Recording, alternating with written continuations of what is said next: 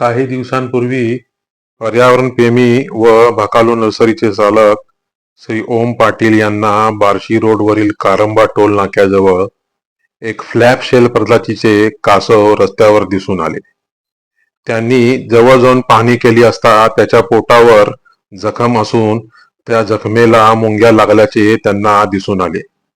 त्यांनी त्याला रेस्क्यू करून ही माहिती WCS चे अध्यक्ष श्री अजित चौहान यांना दिली.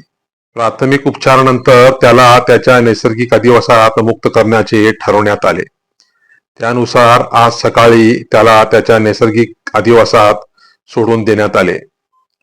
हे कासव 1972च्या वन्यजीव संरक्षण कायद्यानुसार सूची क्रमांक 1 मध्ये असून कासव जवळ बाळगणे, पाळणे, विहिरीत ठेवणे, विक्री करणे किंवा हत्या करणे हा गंभीर गुन्हा मानला जातो. अनेक जण अंधश्रद्धेपोटी आपल्या घरातील पाण्याचे टब, ड्रम किंवा शेताजवळील विहिरीत कासव पाळतात. त्या ठिकाणी कासवाला बुरशीजन्य आजाराची बाधा होते व ते अकाली मृत पावते. या प्रजातीचे कासव हे मिश्रहरी असून पाण्यातील कुजलेले पदार्थ, लहान मासे, गोगलगाय, कीटक, पान वनस्पती आदींवर आपली उपजीविका करते. दीर्घायुष्य असणारी ही प्रजाती गुप्तधन व लोकांमध्ये असलेले इतर गैरसमज यामुळेही धोक्यात आली आहे.